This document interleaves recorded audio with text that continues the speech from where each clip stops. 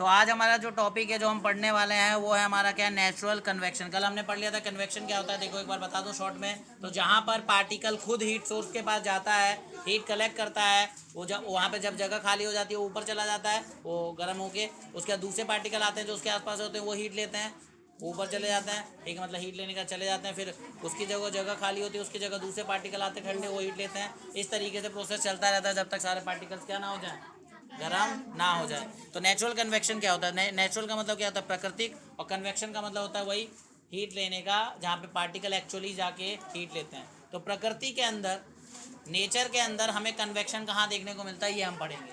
मतलब इस प्रकृति में हमें एक्चुअली में कन्वेक्शन कहाँ देखने को मिलता है, मतलब हीट ट्रांसफ़र का तरीका हो, हीट ट्रांसफ़र हो कन्वेक्शन के थ्रू, कैसे, कहाँ पे, प्रकृति में, वो हम पढ़ेंगे कहाँ होता है, देखते हैं।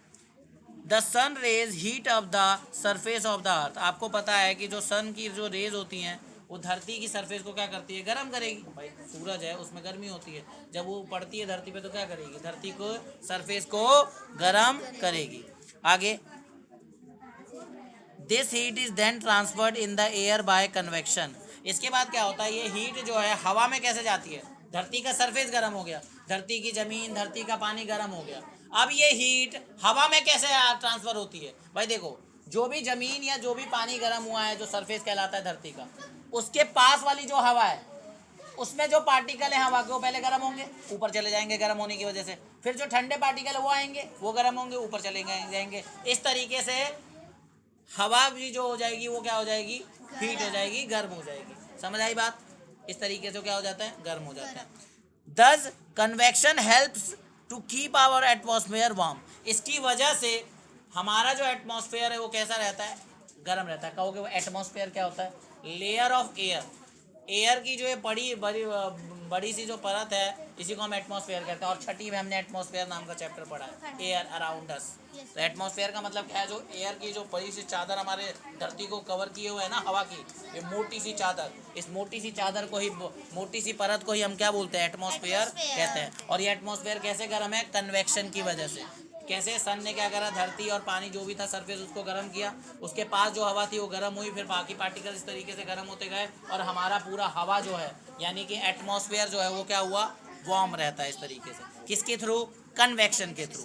Convection also plays an important role in maintaining a moderate temperature in coastal areas. समझो ध्यान से, कन्वेक्शन जो है ना, जो कोस्टल एरिया होते हैं ना, कोस्टल एरिया मतलब वो इलाके जहाँ समुद्र होता है, उन्हें एरियाज को क्या बोलते हैं, कोस्टल एरियाज कहते हैं। तो उन इलाकों में टेम्परेचर को मॉडरेट, ना ही ज़्यादा गर्मी ना ही ज़्यादा सर्दी, ऐसा मौसम रखने में कौन मदद करता है, कन्वेक्शन मदद करता है। आगे चलें, आगे चल रहे हैं।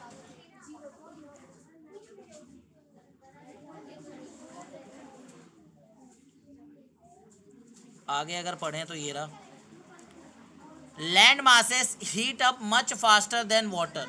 जो लैंड मास होते हैं, लैंड मास मतलब जो जमीन होती है, वो पानी के मुकाबले जल्दी गर्म हो जाती है। भाई देखो, जमीन है मिट्टी से बनी हुई, जल्दी गर्म हो जाती है। अगर आप हीट देते हो पानी और लैंड दोनों को, तो सबसे पहले लैंड गर्म हो जाएगी जल्दी से, और आपकी जो पानी हो गया होगा थोड़ा स्लो, मतलब थोड़ी धीरे से गर्म होगी। वाटर बॉडी जो है थोड़ा धीरे गर्म होंगी, जैसे सी और ओशियन हो गया। ड्यूरिंग द डे टाइम, दिन के वक्त की बात हो रही है, दिन के वक्त की बात हो रही है। And cool down much faster during the night. वहीं पे रात में उल्टा हो जाता है। रात में क्या हो जाता है, रात में जो आपकी ज़मीन जल्दी से गर्म हुई थी वो जल्दी ठंडी हो जाती है, और जो पानी धीरे गर्म हुआ था वो अभी क्या रहता है, गर्म रहता है। तो दिन के समय पे सबसे पहले कौन गर्म हुआ, ज़मीन गर्म हुई, पानी अभी गर्म नहीं हुआ उतना, ठीक।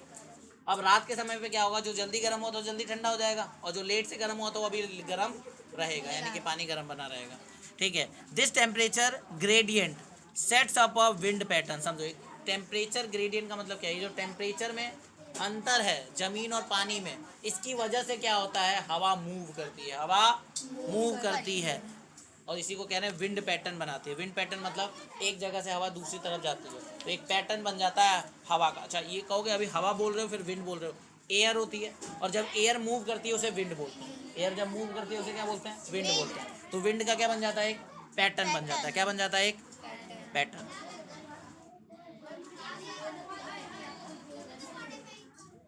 During the day the land gets heated faster than water. मैंने अभी आपको बताया, the air above the land becomes hotter and rise up. देखो तो समझो, अब इसको हम यहाँ पर बता रहे हैं, यहाँ से कोई नई चीज़ चालू हो रही है क्या?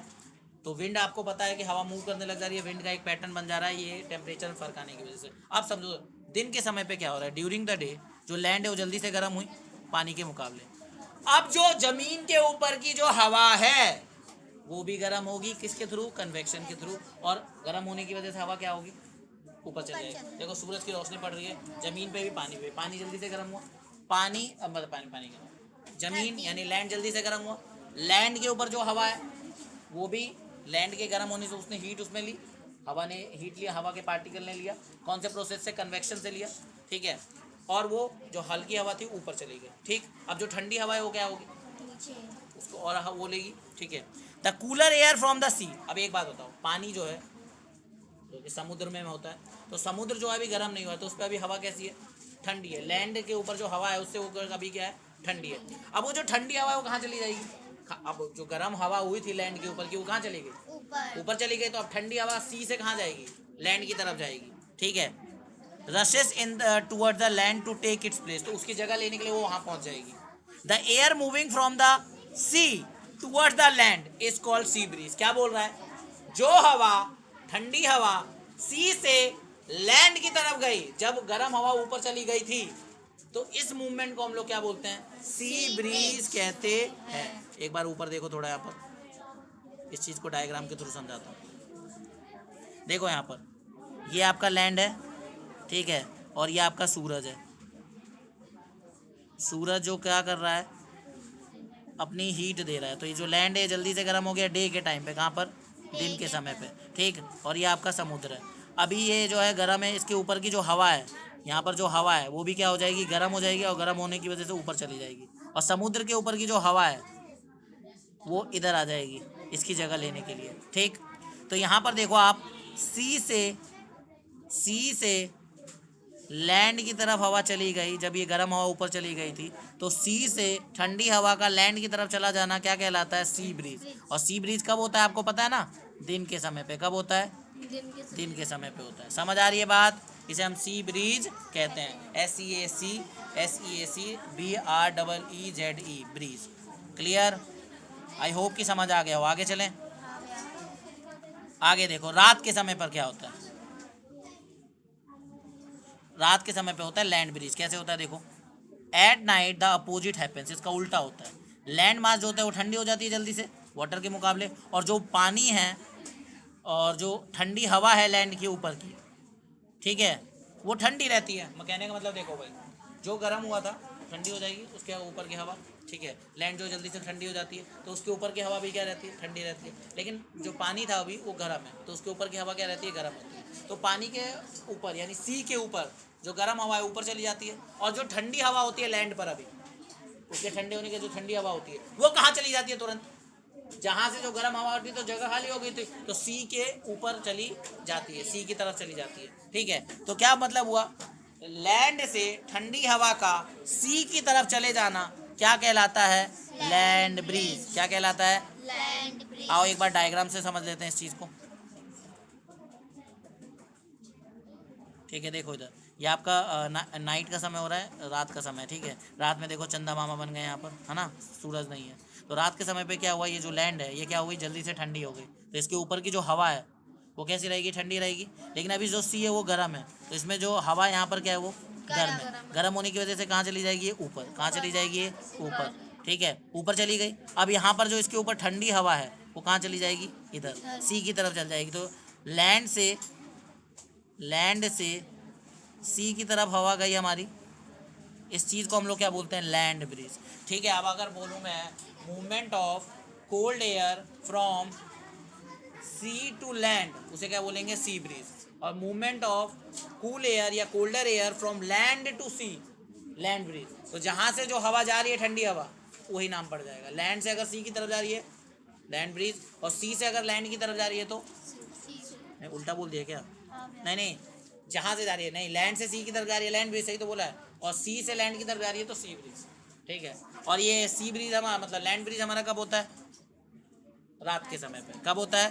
रात के समय पे। तो बच्चों देखो यहाँ पर अभी हमने ख़त्म कर लिया है नेचुरल कन्वेक्शन। अब इसे नेचुरल कन्वेक्शन क्यों कह रहे हैं? देखो भाई, प्रकृति के अंदर कन्वेक्शन हमें नेचर में हमें देखने को मिला लैंड ब्रिज और सी ब्रिज के रूप में। इस चीज़ को हम बोलते हैं नेचुरल कन्वेक्शन, प्रकृति में होने वाला हीट ट्रांसफ़र का एक तरीका हमें यहाँ देखने को मिला। ठीक है, अब हम लोग रेडिएशन पढ़ेंगे, तीसरा तरीका हीट ट्रांसफ़र का।